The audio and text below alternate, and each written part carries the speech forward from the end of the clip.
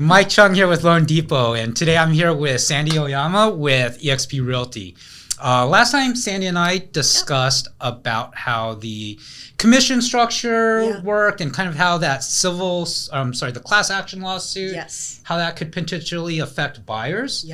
So today, wanted to ask you about why buyers need an agent representing them. Very good question. Because I think a lot of people have this perception that like a buyer's agent gives them access to homes and sends them a contract to electronically sign, right? Exactly. They don't really understand. I don't think the average person understands how much work that actually goes into being a buyer's agent.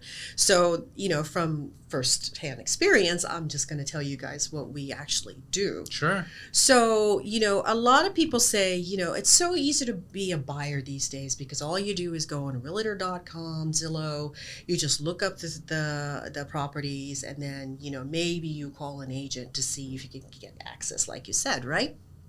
But you have to think about how do those listings get on Zillow and Realtor.com, right? Right. I mean, agents take the contract from sellers, and then we're the ones actually putting it on the MLS. And they, meaning Realtor.com and Zillow, pulls that information. So that's how buyers get access to it. There's always somebody behind the scenes preparing all that information. So how do buyer's agents come in place? So what we do, the most important thing we do for buyers is educate the buyers. We protect them from things that they don't know. Right? So that's the biggest thing that we do. A lot of people who come into and seeking buyer's agents, they don't know anything about buying houses. They don't know anything about loans. They don't know anything about doing home inspections. So, we sit with them, we literally take them out to lunch sometimes and then have a conversation with them about, okay, if you're serious about buying a house, these are the steps that we're going to go through.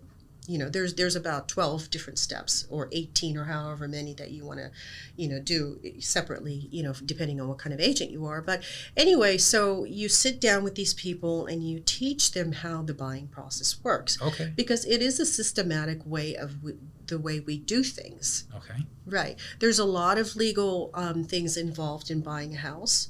We have to make sure that the seller is representing the property in a way that it's supposed to be representing, and we have to warn the buyers. It's like, even if they say these things are wrong with the house or comes with the house, that we have to do our own due diligence. So we have to hire our own professional people to do those inspections for us. Now, and I'm sorry to interrupt you, but I mean, because as a buyer's agent, you're essentially you're there to protect them, right? Yes. I mean, it's almost the way an attorney would protect their client, right? And there's very much so.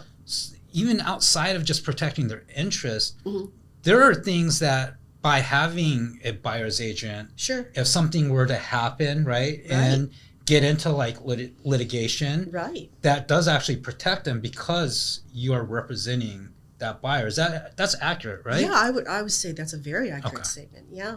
I mean, like I said, when we do purchase a house, we have to go through a process where we exchange contracts. And that contract is, right now, it's a 14-page document. But, in the future, when laws change and when things are added, that could increase. Right. And, those are guidelines to help to protect the buyer and the seller to make sure that each side is getting a fair deal. Right. Right. It's funny, I overheard, or I was speaking with an agent here in Hawaii that's been in business a long time recently, and so when they got in the business, it was a 2-page contract. Yes, it was. So it's funny, now it's 14 pages, right?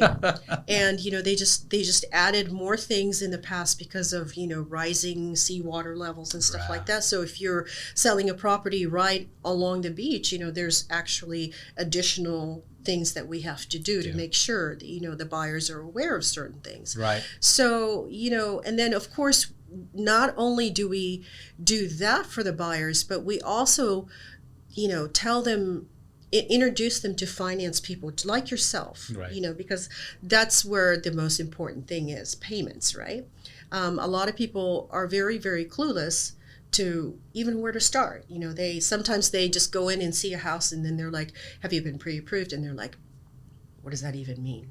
Right. So, I mean, we have to sort of guide them to make sure that they know that they're looking at a house that they can purchase, you know, how to go through that process and whatnot.